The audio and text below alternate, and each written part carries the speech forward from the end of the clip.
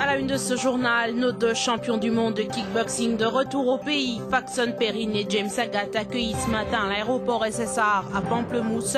Le ministre Devanandri, champion du monde de kickboxing de retour au pays, Faxon Perrine et James Agat, accueillis ce matin à l'aéroport SSR à Pamplemousse.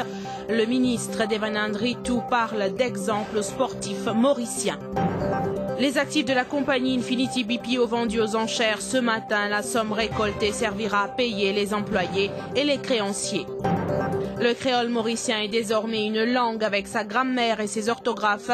La version standardisée du créole mauricien lancée officiellement ce matin réduit par le ministre de l'Éducation Vincent Benoît. Et puis à l'étranger, les confrontations continuent de plus belle au Yémen. Les opposants au président Saleh attaquent des bâtiments publics.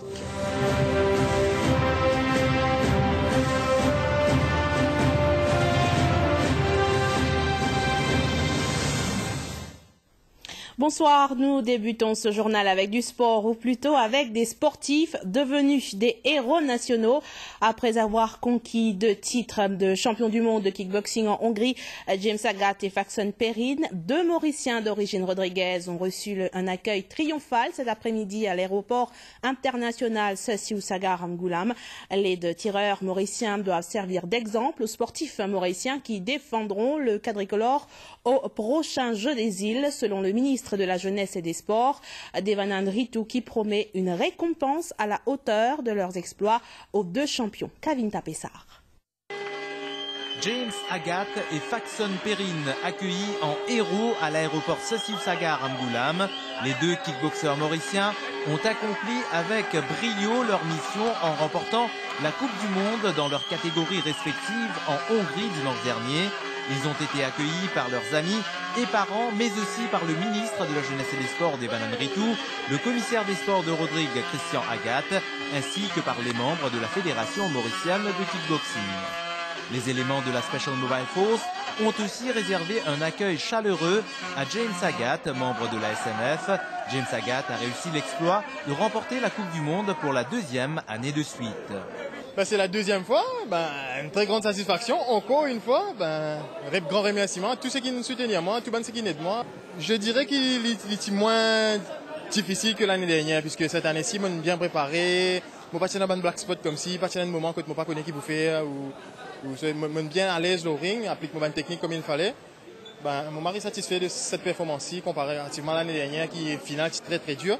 2 mois de cela, ces 2 kickboxeurs mauriciens remportaient les championnats d'Afrique et ils l'ont confirmé en Hongrie. Pour Faxon Perrine, le titre mondial acquis chez les juniors n'est pas un hasard car il a connu une progression constante depuis ces dernières années. Je suis attendre, je fais mon travail. Je remercie le ministère des Sports, tous mes sponsors, tout Maurice, tout le monde qui nous soutient moi. Surtout, je vais attendre si je réussis des grosses médailles avec la main blessée. Je suis bien content. Quand je n'ai pas accueillir Faxon, je aussi déplacé mon vin Maurice, je viens accueillir Faxon. Je fais qu'arriver aujourd'hui, c'est 3 jours que je peux faire ici, je peux aller. Je suis bien content parce que ça, tu saurais tous les temps. Le fois que je perds, ça fois que je réussis à gagner, je saurais réaliser. Le ministre de la Jeunesse et des Sports, Devanand Ritu, a déclaré à cette occasion que les exploits de nos 2 kickboxeurs doivent inspirer les sportifs mauriciens qui représenteront le pays aux Jeux des îles de l'océan Indien. Il a promis un cash prize conséquent à la hauteur de l'exploit de nos 2 kickboxeurs. Encore une fois, ça a démontré que l'investissement qu'il nous fait dans la fédération de kickboxing nous fait une raison et pour se friser aujourd'hui. Et moi, j'espérais que l'exploit de Faxon Perrine et James Agat pour servir à tous les autres athlètes mauriciens qui participent pour le Jeu des îles. Moi, je pensais qu'ils nous devoir au niveau du ministère récompenser dans la meilleure façon possible. James Agat devait dédier sa médaille d'or aux 2 personnes qui comptent le plus pour lui. Faites des meilleurs bien approchés. Aksana te dédier sa médaille là. À mes mamans, mon maman et mon maman ici, voilà, j'espère que c'est un bon cadeau que vous avez gagné. Merci. Hein? J'espère que vous êtes bien satisfait. Et voilà. Comment vous sentez-vous aujourd'hui, James ramène une médaille d'or, une médaille d'or? Très très content.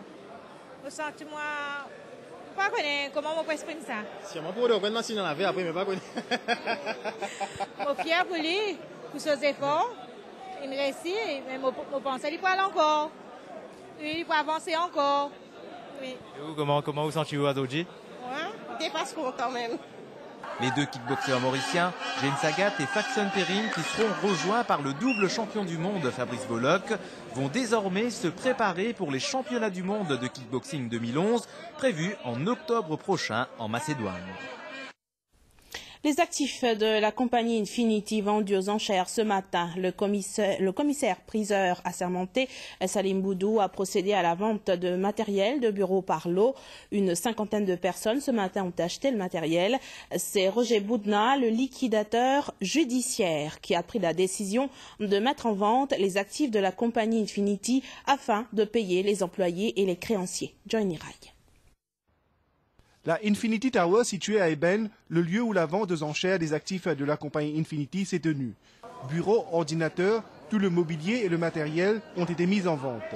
Tout doit partir, comme auraient dit les annonceurs. Mais ici, c'est surtout pour payer les employés de la compagnie et les créanciers qu'a eu lieu cette vente.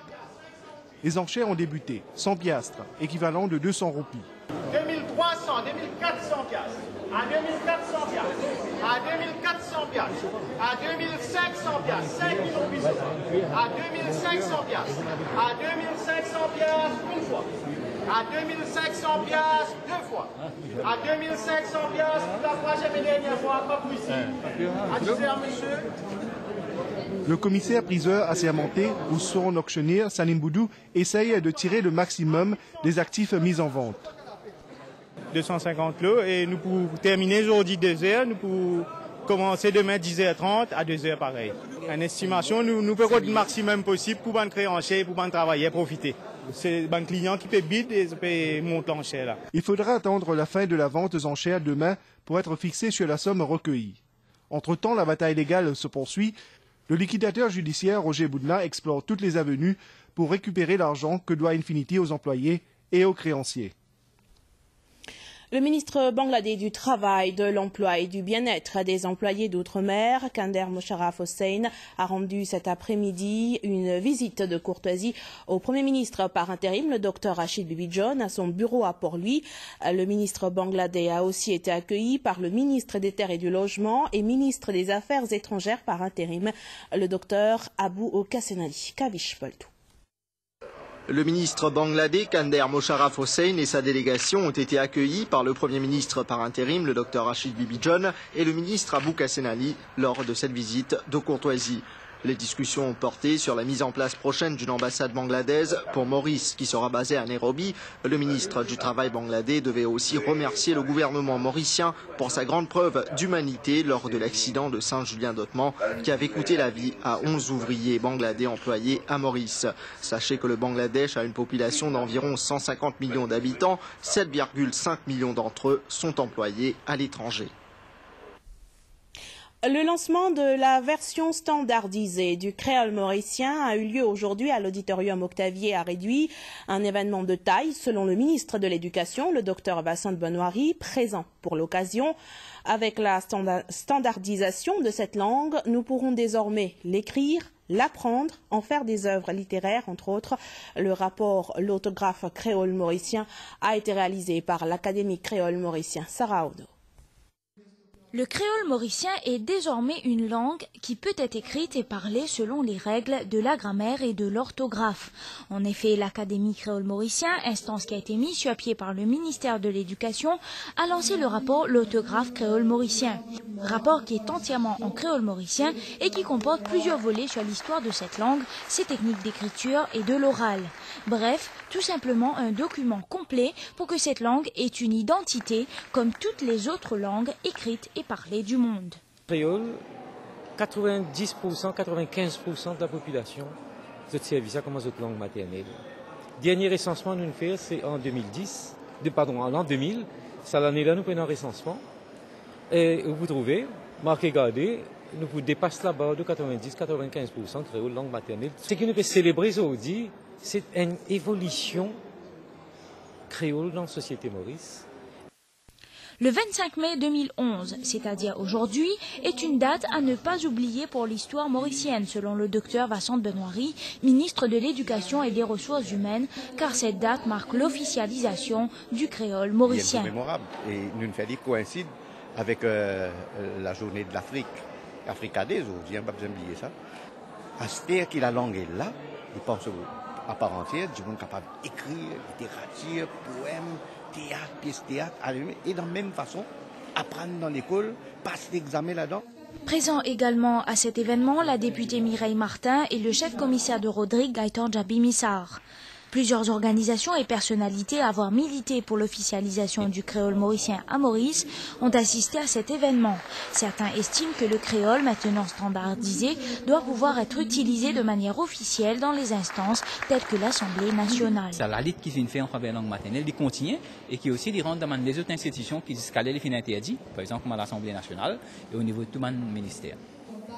La sortie de ce document est accompagnée d'un nouveau dictionnaire et d'une série de mots croisés en créole. Des ouvrages auxquels ont grandement contribué le docteur Arnaud Carpouran, président du comité technique sur l'orthographe du créole mauricien, et les étudiants de l'Université de Maurice. Le créole mauricien a désormais sa propre grammaire et orthographe. Il sera bientôt enseigné au MAI avant d'être inclus dans le circuit de l'enseignement scolaire. Les ressources en eau douce ne sont plus inépuisables. Les autorités tirent la sonnette d'alarme. Il est indispensable de ne pas gaspiller l'eau. Un message entendu est mis en application dans la famille Couderot, que vous allez voir dans ce reportage. Économiser l'eau quotidiennement est un devoir. Taslima Djoumen. Économiser l'eau au quotidien est possible et peu contraignant. Il suffit de modifier quelques-unes de nos habitudes. Comme la famille Couderot, on peut économiser l'eau. Selon Saïra la maman, il ne faut pas laisser couler inutilement l'eau pour la vaisselle. Il est préférable de la mettre dans un grand récipient et en servir judicieusement. Idem pour la lessive, elle nous fait part des astuces. Maintenant, je gagne beaucoup de vêtements. Comme je gagne beaucoup de vêtements, c'est le moment où on fait lavage. Mais avant ça, on ne peut pas faire lavage. Et même si on fait lavage aussi, tant qu'il n'y a pas comme une machine, il y a déjà une machine programmée, on est capable de faire un long lavage ou un lavage bien court. Alors tout le temps, on met un lavage de 30 minutes, il est bien court. Et à ce moment-là, on économise de l'eau aussi. Il n'est pas fait beaucoup de rinçage. Longtemps, de l'eau, quand tu peux finir laver, ça de l'eau, tu peux jeter. Mais maintenant, on a l'idée, au lieu qu'il me jette, c'est un de l'eau qui nous capable de servir pour faire une tâche ménagère à l'extérieur. Voilà, donc, aussitôt qu'il de l'eau jeté, il tombe dans un petit barrique. Et me garder, comme on a pour faire un lavage, un sali ou servir ça. Même les enfants ont adopté les petits gestes pour économiser l'eau. En se brossant les dents, ils utilisent un verre d'eau au lieu d'ouvrir à chaque fois le robinet. Lavage de la voiture, le papa fait le carouage à domicile. Auparavant, nous avons de l'eau en abondance, on se fait avec l'anse, on est l'anse, il y a une autre qualité de nettoyage, c'est plus propre. Donc maintenant, nous devons prendre le siphon tous les matins, nous nettoyer et pour les garder propres tous les jours, pour nous garder propres tous les jours. Le grand-père dira que les bonnes habitudes s'apprennent tôt. C'est pour cela que jeunes et moins jeunes d'une famille doivent agir de concert pour économiser l'eau. Début aujourd'hui de la 8e rencontre régionale de la Commission océanographique intergouvernementale de la région ouest de l'océan Indien. Une réunion qui se tient à l'hôtel Merville-la-Grand-Baie en présence des autorités mauriciennes concernées ainsi que des représentants de plusieurs pays de la région, notamment les Seychelles, l'Afrique du Sud et Madagascar entre autres. Lors de cette réunion, les participants passeront en revue la mise à exécution des recommandations de l'UNESCO sur la protection de l'océan. Ces recommandations comprennent la protection des mers, mais aussi la mise en place de structures telles que les systèmes d'alerte en cas de tsunami. Le lancement de cette 8e édition a été effectué par le chef de la fonction publique, Suresh Sibalek Kavishpoltu. D'ici 2035, au moins 6 milliards de personnes de la population mondiale vivront à proximité de la mer. C'est pour cette raison que la protection et la gestion de nos océans est devenue une question prioritaire. Lors de la réunion de la Commission océanographique intergouvernementale de la région ouest de l'océan Indien, il a aussi été question de structures à mettre en place pour faire face au changement climatique. Nous avons 4 high-level objectives.